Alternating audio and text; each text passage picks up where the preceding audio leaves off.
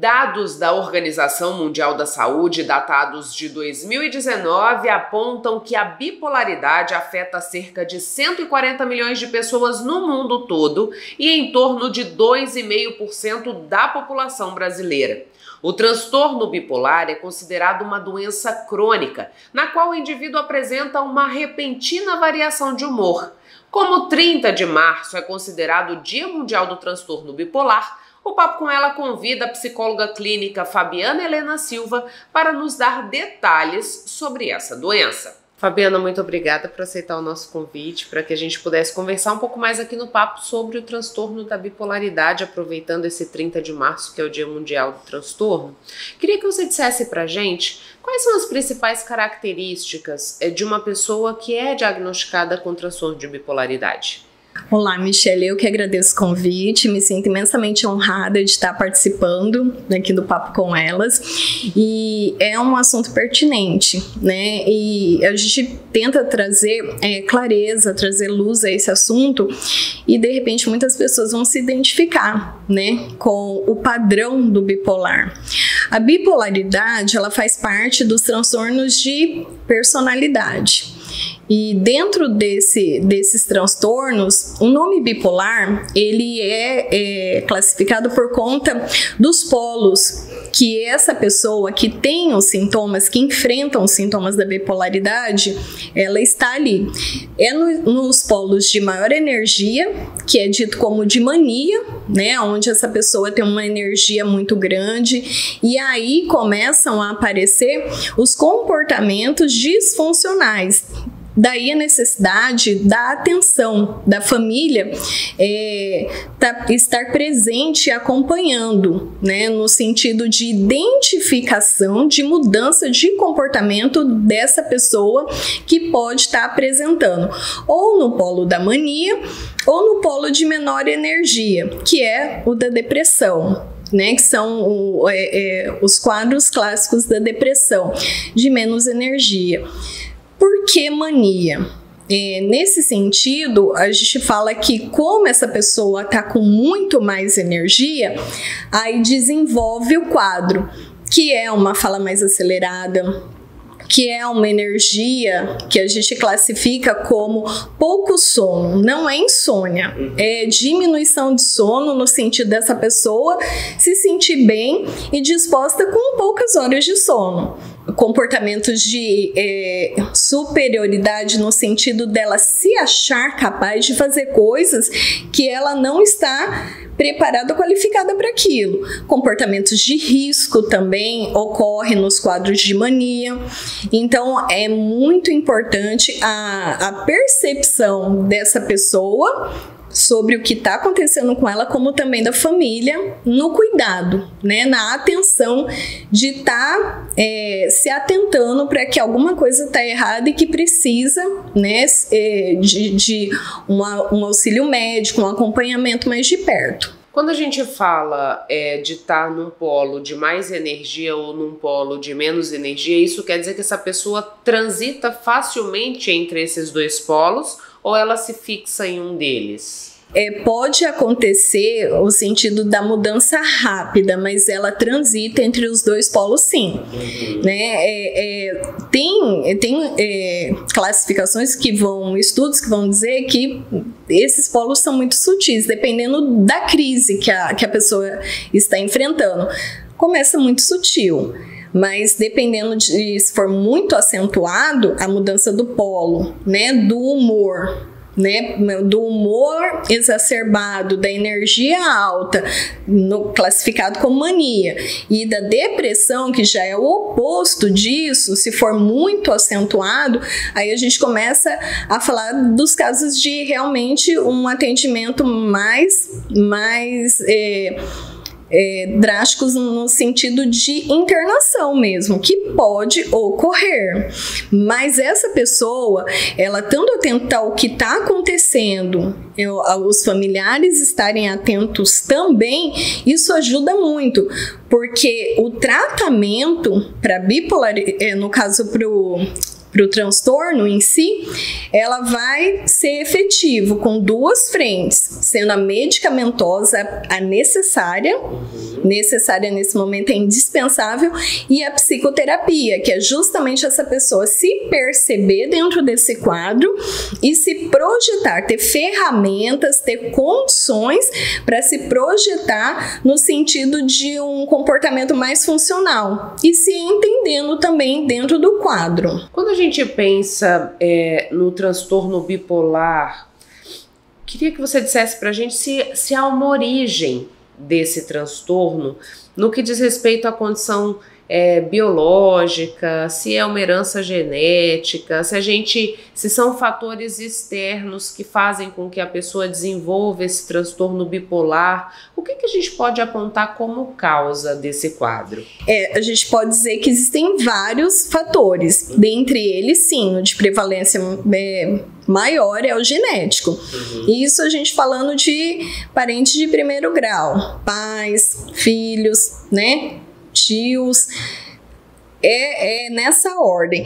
Também tem os fatores biológicos, que é o que exatamente? São fatores que podem desencadear esse quadro na pessoa que já tem a predisposição. Isso é, de repente, uma situação de origem muito traumática, uma situação, uma perda de alguém, um ente querido, um trauma em si. Pode predispor também ao aceleramento da ocorrência do quadro em si, tá?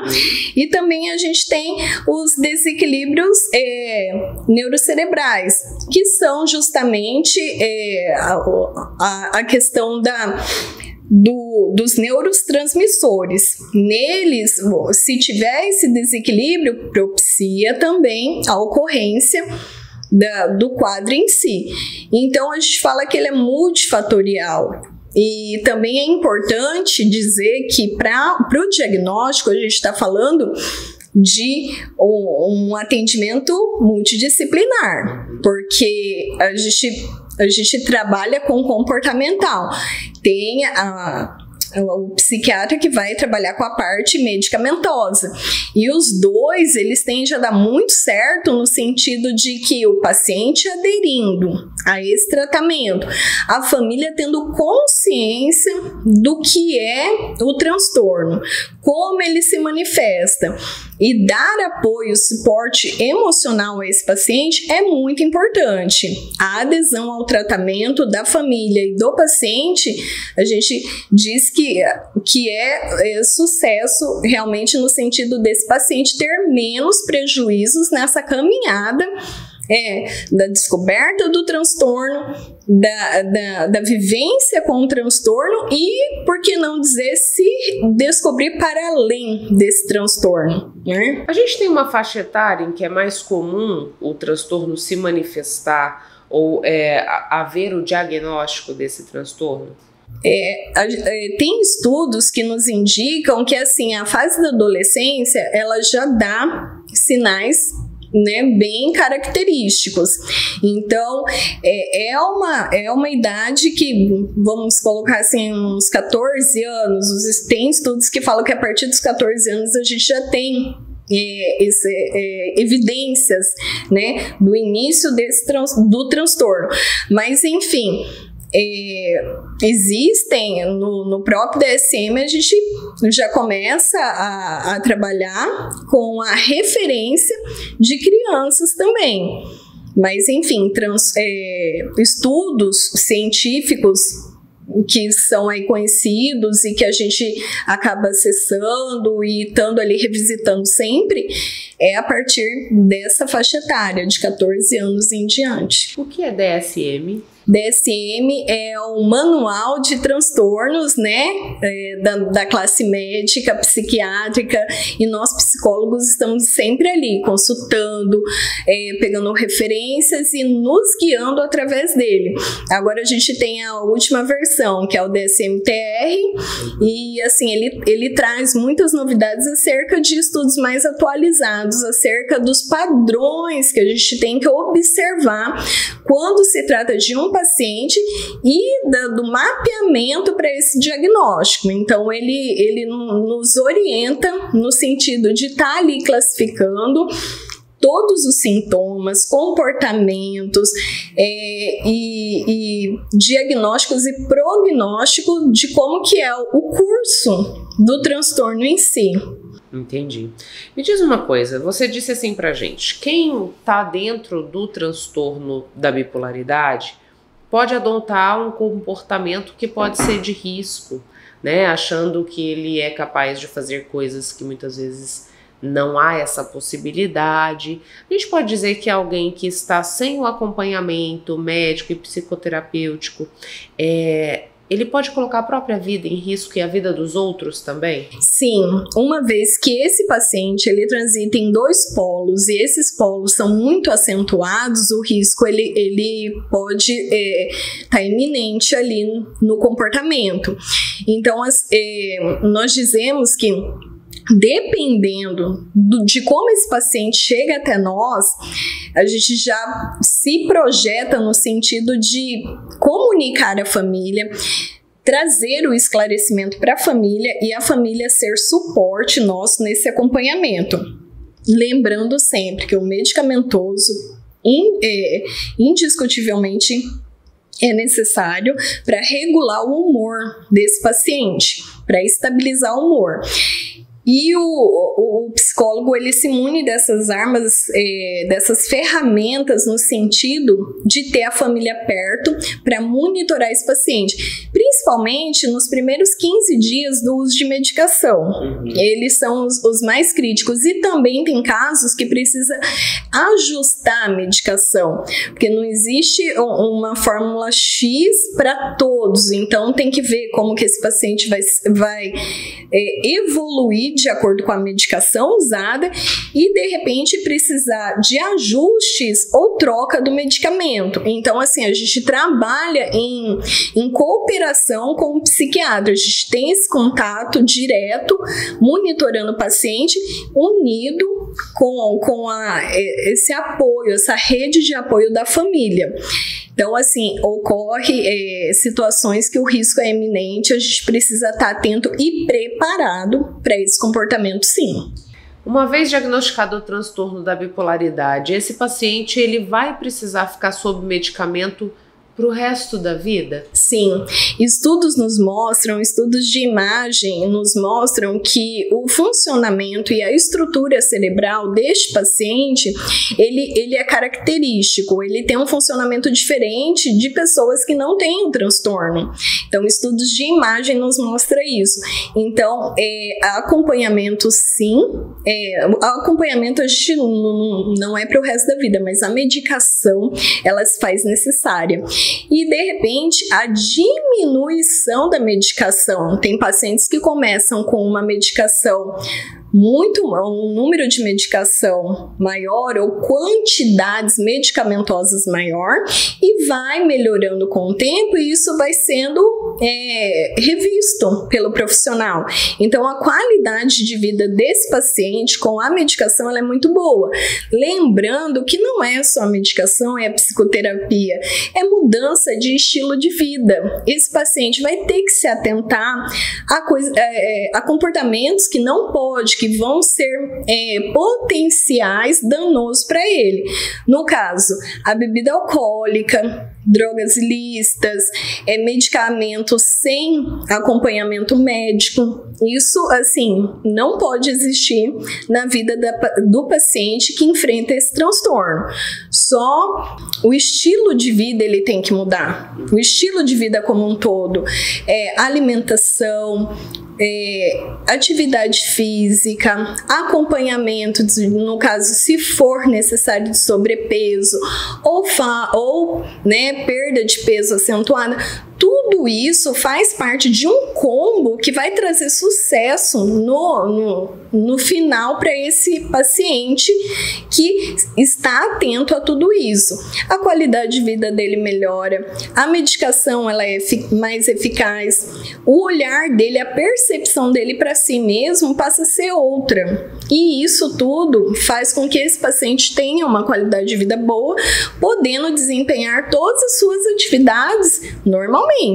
Quando você fala pra gente de garantir uma qualidade de vida e de enxergar além da questão do transtorno, né, para ir além nas suas capacidades, como que é lidar no consultório com esse paciente, né? Quando ele se vê diagnosticado com transtorno, que ele precisa desse acompanhamento, existe uma resistência em aceitar esse auxílio, existe um desacreditar por conta do quadro em que ele se enquadra. Como que você pode contar um pouquinho pra gente dessa reação, né, do paciente que se vê no transtorno? Quando o paciente ele chega com uma crise muito acentuada, é muito normal, é desesperança.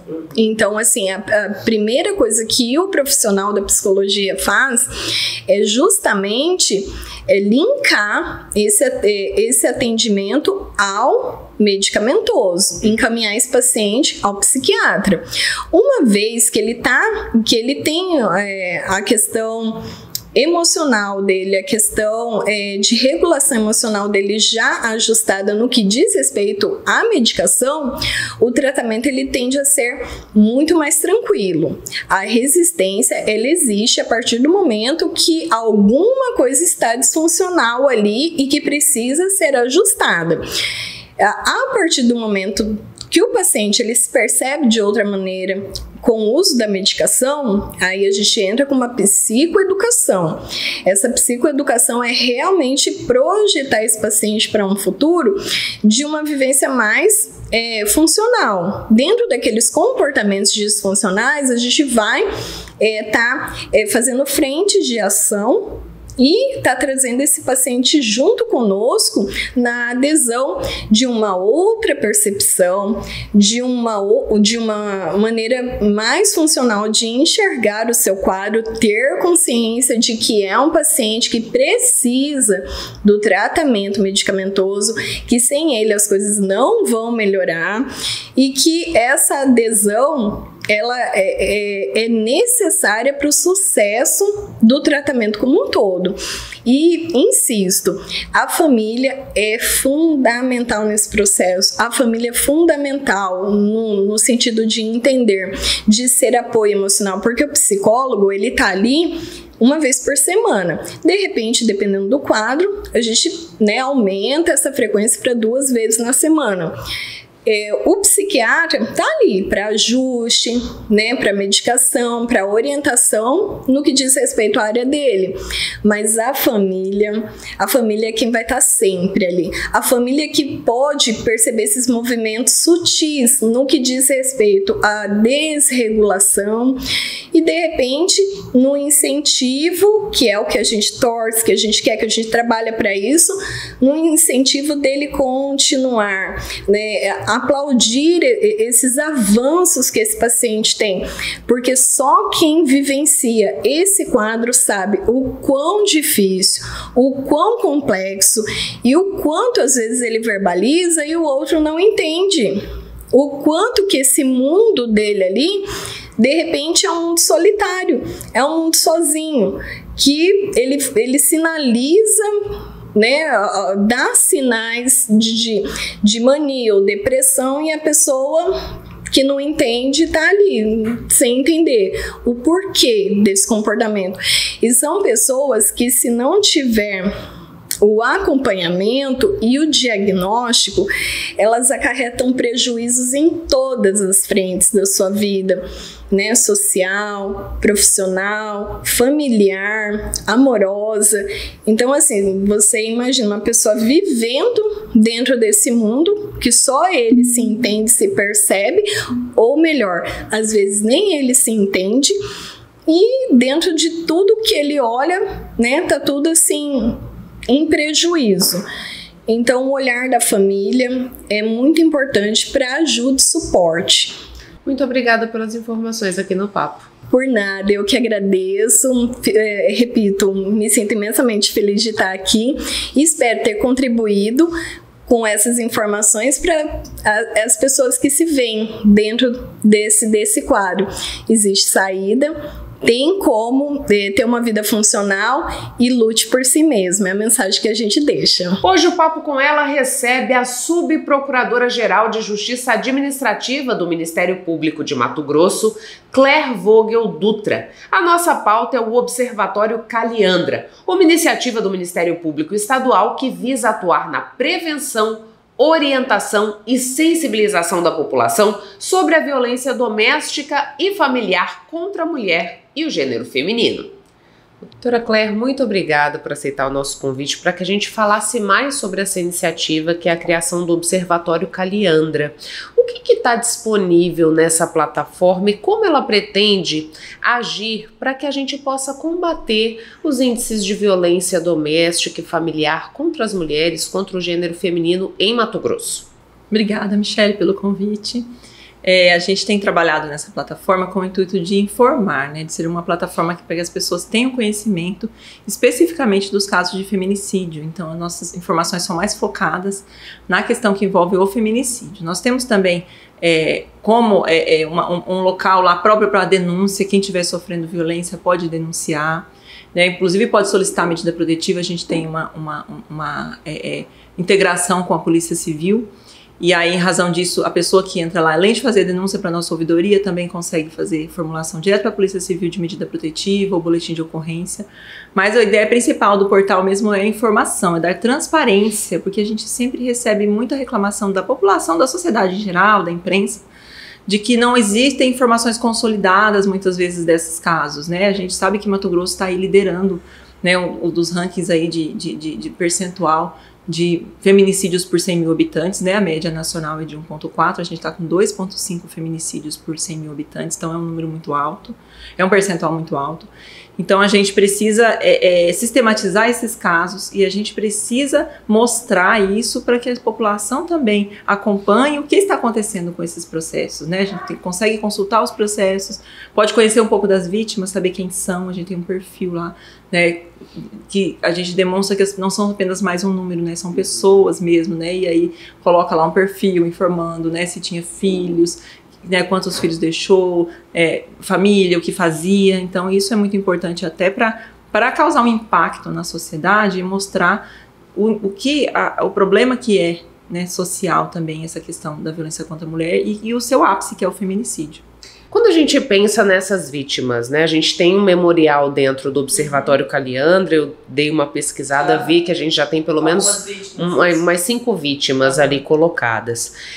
A maioria dessas mulheres, elas tinham filhos, doutora? Qual que é a realidade? A gente tem muitos órfãos do feminicídio em Mato Grosso? Temos sim, inclusive a gente tem um número bem estarrecedor, assim, que a gente no ano passado teve 72 órfãos. A gente teve 46 feminicídios e temos, desses 46, 72 órfãos que ficaram sem as mães. Em alguns casos sem o pai também, que é também às vezes um feminicídio seguido de suicídio. E um pai também que acaba sendo preso. Então é uma família toda dilacerada, realmente é uma criança, adolescente que fica órfã mesmo, perde numa mesma situação tanto o pai como a mãe. Quando não é o padrasto, a gente sabe que tem várias situações diferentes, mas que é um impacto grande, sim. A gente está conseguindo, assim, a nossa equipe, psicóloga, assistente social, está entrando em contato com as famílias das vítimas para que eles autorizem, a gente inserir esses perfis. Então eles estão aos poucos, sendo atendidos. A gente tem um núcleo de defesa da vida que faz o atendimento dessas famílias, atendimento psicossocial dessas famílias também. Leva um pouco mais de conforto, mostra aí direitos, porque a gente tem a situação, por exemplo, da pensão, tem a questão de auxílio moradia, tem várias questões, que envolvem isso também. Então, a gente tem conversado com essas vítimas e conscientizado da importância de mostrar, o rosto dessas pessoas, para não ficar só mais um número, uma estatística fria. Uhum. É até uma forma de sensibilizar as pessoas, Podia ser eu, podia ser alguém que é próximo de mim, e isso faz com que a gente, de alguma maneira, se mexa, para mudar essa realidade. Doutora, a senhora falou assim pra gente, existe dentro do Observatório Caliandra a perspectiva de fazer a denúncia e também de solicitar a medida protetiva. A integração desses atos acaba fazendo com que essas mulheres elas se vejam mais propícias a denunciar os casos, a recorrer a essa rede que está disponibilizada em Mato Grosso e assim tentar romper esse ciclo da violência? Sim, a integração nessa área de violência contra a mulher, a rede ela é fundamental, a rede de atendimento. Então, seja o Judiciário, o Ministério Público, Defensoria, Polícia Civil, Polícia Militar, até a ação social, né, que atende também, às vezes, a saúde, que muitas vezes é o primeiro local onde a pessoa vai para ser atendida quando ela é vítima de uma violência. Então, a gente precisa trabalhar em rede. Né, e a ideia é que esse portal, né, esse observatório, ele já tem hoje uma integração com a Polícia Civil no sentido de possibilitar que a pessoa denuncie, tanto para a nossa ouvidoria, nós temos uma ouvidoria das mulheres, então se ela fizer uma denúncia, nosso formulário da ouvidoria é prioridade, vai para um e-mail prioritário para atendimento rápido. Então a gente já criou essa possibilidade da pessoa denunciar e já ser atendida logo, já de receber esse atendimento, não demorar para ser atendida. E também a Polícia Civil nas medidas protetivas e nos boletins de ocorrência, né, da forma como é feito lá o procedimento interno da Polícia Civil também. E também tem os canais, se for uma situação naquele momento, tem um 90 que ela pode ligar naquela hora, né, a gente tem vários projetos da Polícia Militar também, né, de proteção, Patrulha Maria da Penha. Então, também tem o 180, que é o número nacional, e tem o 127, que é o número estadual da nossa ouvidoria, do Ministério Público. Então, a gente tem vários, informa ali os canais, tem também cartilhas, né, de conscientização, tanto para homens como para mulheres. Ali a gente tem alguns projetos voltados também para a educação dos homens. Tem vários projetos, né, de atendimento às mulheres. E ali também tem uma parte interessante, que é o quiz do respeito. O que é o quiz do respeito? A pessoa está lá navegando, ela às vezes não sabe que ela está num relacionamento abusivo, num relacionamento tóxico, e ela vai responder os questionamentos, e de acordo com aquelas respostas vai mostrar um violentômetro, né, em que situação, se ela está correndo realmente risco. E se ela tiver, a gente já orienta, olha, você está correndo risco, é bom que você procure ajuda, e coloca os canais. Inclusive nós temos até um dos que informa lá, é o Espaço Caliandra, que é o nosso espaço na sede das promotorias, onde há o atendimento psicossocial, um primeiro acolhimento da pessoa. Às vezes ela não está pronta ainda para denunciar, mas ela é acolhida, ela é orientada dos direitos, às vezes para buscar aí uma separação, buscar a questão de guarda, sabe? Ser orientada mesmo nos direitos dela, né? Independentemente da questão criminal. E aí basta a mulher chegar e procurar o Espaço Caliandra. Isso, ela procura lá na promotoria e ela é atendida e orientada aí nos seus direitos, como que ela busca, se ela quiser uma medida protetiva, ou mesmo que ela, eu não quero, eu tô sofrendo, eu só quero sair do relacionamento e buscar os meus direitos. Também ela é orientada de como fazer. Então, porque o núcleo da violência doméstica, ele não trata só da parte criminal, ele também tem um atendimento da parte civil. Então, nessa parte de separação, divórcio, guarda, pensão para as crianças, né, para os filhos, tudo isso é feito, esse atendimento a essa pessoa que procura. Doutora, a gente está falando dos índices de feminicídio em Mato Grosso, e se a gente for parar para pensar na implementação da Lei Maria da Penha, por exemplo, o Mato Grosso foi pioneiro na estruturação do judiciário, com as varas especializadas e tudo mais. O que acontece? Que de um lado a gente avançou tanto no que diz respeito a estruturar o Estado para garantir a aplicação dessa legislação em favor das mulheres, e de outro a gente vem vendo esses feminicídios avançarem. Onde que a senhora acredita que está, digamos assim, a falha ou que tal descompasso que não permitiu que o Estado avançasse no sentido de também mudar essa realidade dos feminicídios? Então, a gente percebe que políticas públicas existem, né? Existem projetos, todos os órgãos estão bem mobilizados, né? A gente foi pioneiro, a gente tem a doutora Lindinalva, foi a primeira promotora de justiça do Brasil a aplicar a Lei Maria da Penha. A gente tem um judiciário, primeira vara especializada mista, inclusive, né? Que é essa parte civil e criminal que foi reunida tudo no mesmo local. Mas a gente tem um problema sério com relação à questão da educação.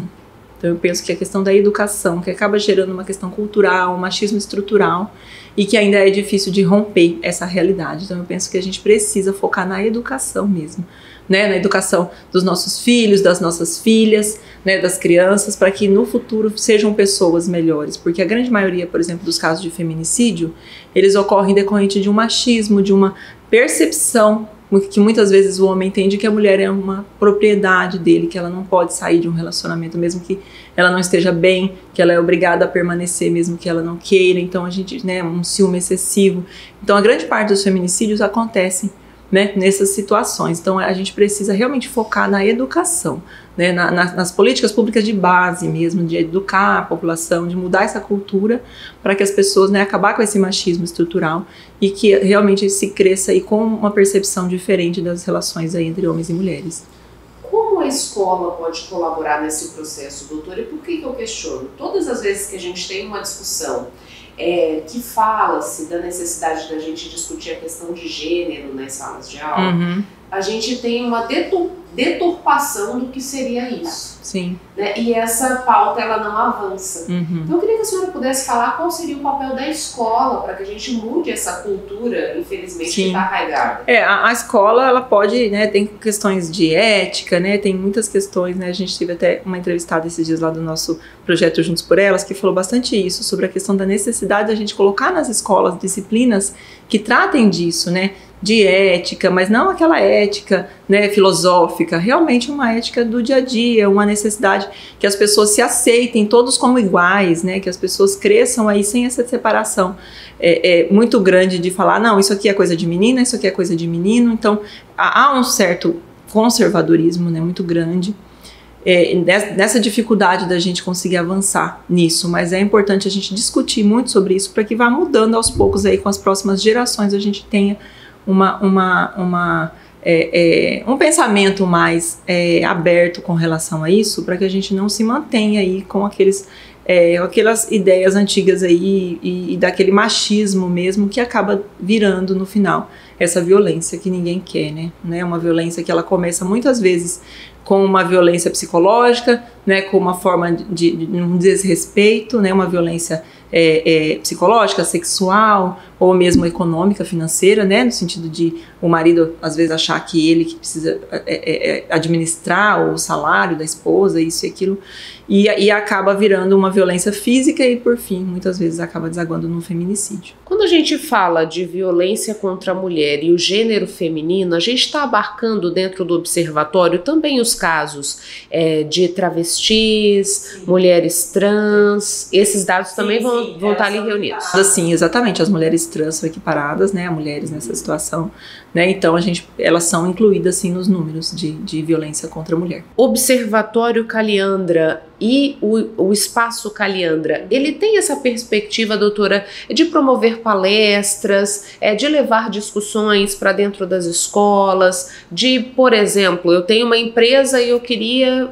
que os meus colaboradores pudessem ouvir mais sobre o que diz respeito à violência contra a mulher, até numa perspectiva de mudança de comportamento mesmo. Esse trabalho é feito pelo observatório? Nós temos o nosso Centro de Apoio Operacional da Violência contra a Mulher, da Violência Doméstica, né, que trata internamente sobre essas questões e traz projetos, né, porque hoje a gente tem várias promotorias, né, espalhadas pelo estado todo que têm atuação na área de violência contra a mulher. Então, muitas promotorias têm os seus projetos locais, né, para que vão difundir para a sociedade, mas a gente ainda não desenvolveu um projeto para ainda, né, não desenvolvemos, é possível que isso aconteça no futuro sim, que a gente faça daí essas palestras. O que a gente tem hoje é a campanha Juntos por Elas, né, que a gente é uma campanha que está na mídia, né, que nós estamos divulgando nas redes sociais, que é para trazer essa discussão, né, durante todo o mês de março. Então a gente tem atendimento, inclusive, né, no shopping center da cidade,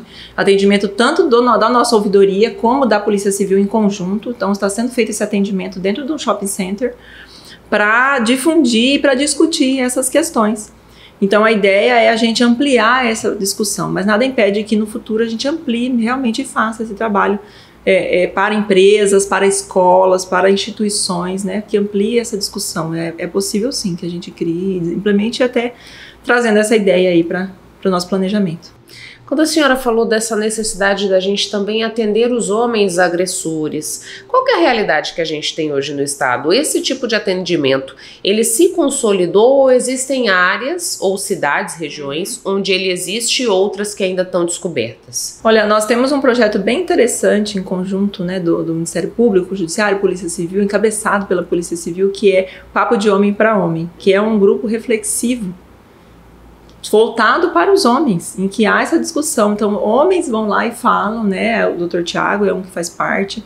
A gente já tem a Polícia Civil, né, tem outros órgãos que vão trazer inclusive para agressores, né, para homens que respondem a processos, essas discussões. Então é um grupo reflexivo bem interessante, em que há reuniões periódicas e que se discute e nós temos também um projeto do Ministério Público que se chama Homens que Agradam Não Agridem, que tem uma cartilha, inclusive, que está disponível no Observatório Caliandra, né, uma cartilha muito solicitada. Quando a gente manda confeccionar, rapidinho acaba, todo mundo quer, porque é uma cartilha que ela traz exatamente esse enfoque para o homem, da importância dele mudar a atitude dele, que isso será muito bom para ele e toda a família. Então, assim, a gente traz esse enfoque aí, voltado para a educação de homens mesmo. O que muda quando a gente tem a Casa Eurídice no funcionamento do que diz respeito a essa Delegacia Especializada da Mulher? Porque muito se discutia sobre a necessidade da gente ter essas delegacias 24 horas. Cuiabá já conta com isso, cidades do interior ainda não, e agora nós temos o projeto Casa Eurídice. Queria que a senhora falasse um pouquinho mais de como vê o impacto dessa iniciativa. Eu penso que essa criação dessas delegacias 24 horas em Cuiabá, o que foi desenvolvido aí foi uma evolução muito grande. Né, a gente percebe assim, né, a questão do botão do pânico, né, esses projetos que foram agregados aí, eles trouxeram uma evolução muito grande no combate à violência contra a mulher. Então hoje a gente percebe que há uma proteção muito maior, tanto que os números mostram isso, né? Dos 46 feminicídios que nós tivemos ano passado, apenas 5 tinham medidas protetivas. Então a gente verifica que a maioria das mulheres que procuram ajuda, elas acabam não sendo vítimas, né? A maior parte das que são as vítimas são aquelas que não procuraram ajuda. Por isso é tão importante a gente ter esse espaço. Então, essa difusão, essa interiorização desse projeto eu acho excelente e com certeza vai melhorar muito, porque hoje não é Cuiabá que lidera, né, o ranking de feminicídios.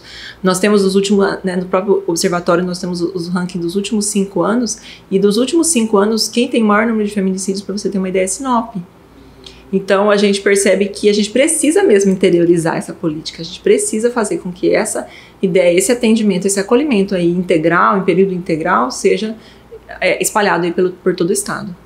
Doutora, muito obrigada pelas informações aqui no Papo com Ela. O microfone à disposição caso queira fazer mais um esclarecimento. Obrigada, eu que agradeço o espaço, né? O Ministério Público ele vem expandindo esse trabalho, assim como, né, em parceria também com outros órgãos. A gente sabe que nessa questão a gente não consegue trabalhar sozinho, a gente precisa trabalhar em rede, né? A gente tem um projeto de rede de atendimento aí no interior, também em Várzea Grande, em Barra do Garças, que foi premiado, porque a gente precisa mesmo trabalhar em rede. Então a gente está trabalhando, né, em conjunto com todos os órgãos, mas a gente precisa mesmo que haja esse enfoque na educação para que a gente mude essa realidade e essas estatísticas do Ministério Público.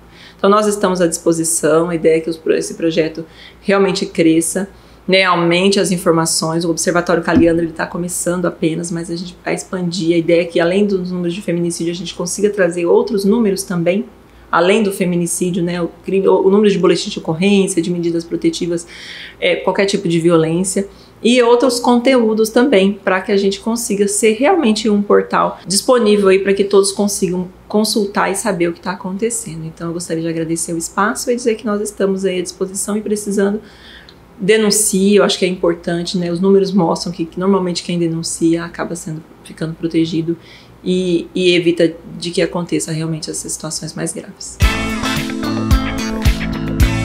O MT Hemocentro, o único banco de sangue público de Mato Grosso, realiza uma força-tarefa para ampliar a quantidade de doadores registrados no Cadastro Nacional de Sangue Raro. Desta forma, a unidade busca suprir o impacto que compromete a evolução clínica de pacientes que necessitam desse biotipo sanguíneo. O sangue raro ele pode ser encontrado na proporção de 1 para 1 milhão.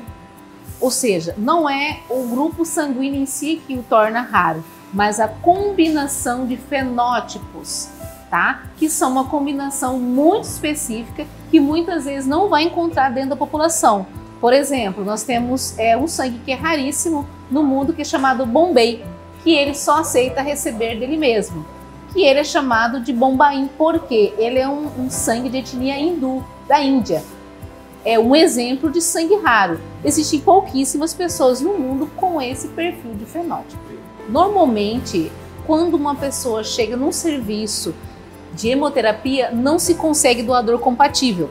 Muitas vezes testa-se vários doadores, aí se percebe que ele tem uma característica específica. Quando se faz o exame, a nível sorológico, chama-se fenotipagem eritrocitária, onde você vai conhecer os antígenos eritrocitários, que vão além dos grupos ABO.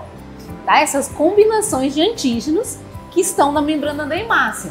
Por exemplo, existem doadores fenotipados nos hemocentros para atenderem paciente com perfil de fenótipos específicos, ou seja, se ele não tomar essa bolsa com esse perfil de fenótipo, ele vai adquirir anticorpos, ou seja, vai chegar no momento que não vamos conseguir bolsas compatíveis para ele, porque essa configuração de fenótipo dele é bem específica. Em Mato Grosso, o MT Hemocentro possui registros de 2 pessoas com sangue raro e está em processo de investigações de mais casos. Quando a gente faz a tipagem sanguínea, numa transfusão normal, então normalmente a gente imagina, eu vou transfundir sangue A com sangue A, sangue B com sangue B, sangue O com sangue O. Só que, do ponto de vista genético, né, a gente não é só A, B, RH.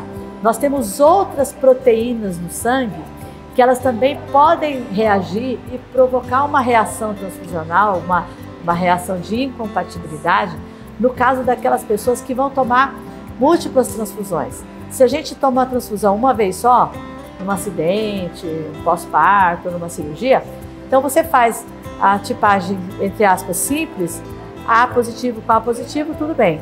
Mas esse paciente que é A positivo, se ele for tomar 2, 3, 10 transfusões, nos casos de pessoas com doença hematológica, por exemplo, anemia falciforme, existem outras proteínas que têm que ser casadas e que têm que ser semelhantes para que não haja uma reação de transfusão depois de 8, 10, 20 transfusões. A doação voluntária de sangue é o que permite o abastecimento dos bancos de sangue. São pequenas ações que podem ter um enorme impacto. Simplesmente me sinto bem doando, sabendo que isso vai ter utilidade para alguém.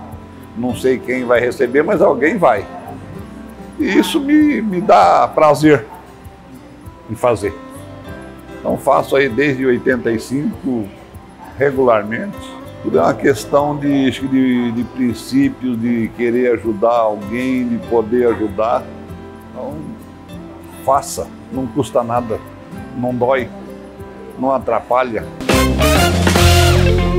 Uma casa de candomblé que atua há 14 anos em Cuiabá inaugurou a Biblioteca Adalgisa Lima da Silva. O espaço cultural será voltado para produções sobre religiões de matriz afro e contará com um amplo acervo da história e cultura da população negra. Já inaugurada, a Biblioteca Adalgisa Lima da Silva é um espaço cultural que permite que os visitantes tenham acesso a leituras sobre as lutas e conquistas das religiões de matriz africana. A nossa casa de candomblé, o Ileuco Axé Alumilossá, desde a sua premissa, no ano que foi inaugurado em 2010, nós sempre tivemos a ideia de não ser apenas um centro de culto religioso de matriz africana, mas ser também um centro cultural. Pensando por esse aspecto, é que nós inauguramos a Biblioteca Adalgisa Lima da Silva, que foi no último sábado. A ideia é fomentar discussão sobre história e cultura africana e afro-brasileira, com recortes para as religiões de matriz africana. O espaço, além de contar com um amplo acervo da história e cultura da população negra, será palco de eventos culturais. Tem uma biblioteca para pesquisa, estudo, fomento de ideias, fomento de debates, rodas de debate, rodas de discussão sobre intolerâncias religiosas, sobre religiões de matriz africana. Então a ideia é que pesquisadores, público em geral, professores de universidade, estudantes, professores de educação básica tenham um espaço para pesquisar, estudar sobre religiões de matriz africana e sobre história e cultura africana e afro-brasileira na cidade de Cuiabá. A biblioteca homenageia a ativista cuiabana Adalgisa Lima, que fomentou importantes mobilizações por meio do Grupo de União e Consciência Negra e no Movimento de Inteligência Negra. homenageamos a dona Dalgisa de Lima Silva, dando nome da biblioteca a ela, que foi uma das protagonistas, fundadora do grupo de União e Consciência Negra. Na opinião dela, a educação escolarizada era uma das formas de o povo negro libertar-se das ignorâncias, das opressões que o povo negro sofria e ainda sofre. Então, em homenagem a ela, nós demos o título da biblioteca Dalgisa Lima da Silva. Como tirar proveito da linguagem corporal para ganhar segurança e passar uma imagem positiva mesmo quando a gente não se sente tão confiante assim? É isso que a visagista Carol Bispo nos traz nesse momento. Vamos conferir? Diante daquelas mulheres que procuram uma forma de empoderamento, marcar sua presença e principalmente aumentar sua autoestima, Carol Bispo se aprofundou em cada detalhe posto e passou a executar o poder da presença de ser mulher. Através da verbalização dela, eu consigo ser a guia nesse processo da construção da imagem. Porque é muito comum elas chegarem e pensarem o quê? Na harmonia estética. É essencial? É, mas não é o fundamento na consultoria de imagem e no poder da presença. Então, eu oriento, sobre que esse trabalho é um trabalho secundário, o essencial é ela saber o que ela quer expressar ao mundo e, através disso, eu faço o mapeamento da essência, onde identifica os temperamentos e trabalho as potências, que são as partes positivas, porque todo indivíduo ele tem o positivo e as partes que precisam ser melhoradas. E antes de chegar na consultoria, geralmente estão expressando mais a parte negativa. Ao optarmos por transformar nossa aparência externa, muitas vezes descobrimos uma profunda conexão com nossa identidade interior. Essa jornada não apenas nos permite explorar diferentes particularidades de nós mesmos, mas também nos capacita a abraçar nossa singularidade e autenticidade. Através da expressão criativa de nossa aparência, podemos descobrir uma nova confiança e aceitação de quem somos. Quando a pessoa ela está no momento fragilizado, que ela não sabe o que expressar através da imagem, ela tem dúvidas dela mesma. Então o comportamento dela muda. A partir do momento que chega esse autoconhecimento, a autoestima, até o comportamento da pessoa muda e mentalmente ela fica mais fortalecida. E o que isso provoca? Um efeito no ambiente onde ela frequenta. Então é muito importante falar sobre isso, porque parece que os simples atos de mudar uma vestimenta ou um corte de cabelo, uma cor de cabelo, parece uma coisa muito superficial, mas não é não. É algo impactante, provoca sim movimentos no ambiente de trabalho, família, relacionamentos e através dos pedidos que foram feitos, se foi poder, se foi sensualidade, se foi alegria, é muito rápido o ambiente fazer essa leitura. As mulheres muitas vezes enfrentam uma intensa pressão social para se adequarem aos padrões de beleza e comportamento, levando-as a uma busca implacável pela perfeição, minando a autoestima. Eu recebo muitas mulheres que estão se limitando, deixando de ser quem é na sua essência para serem o que a sociedade está impondo, para fazer a vontade do outro. Então, o que acontece? Tem mulheres que têm uma grande vontade de ter um cabelo curto, né? E aí, o que acontece? Elas têm medo, principalmente na questão do relacionamento amoroso, do parceiro desqualificá-la ou entender. Isso é inconsciente da parte da mulher, que ela entende que se cortar o cabelo curto, ela vai estar perdendo toda a beleza dela. E não é. Então, o que é importante para uma mulher de presença, você ser mulher, ser autêntica, é você colocar tudo para fora através da sua imagem, mas você sabendo o que está acontecendo. Então, se você deseja poder, independência psicológica, transmitir isso, principalmente quem está ocupando um cargo de liderança ou que está de olho nesse cargo de liderança, é importante saber o que esse cabelo ele vai provocar.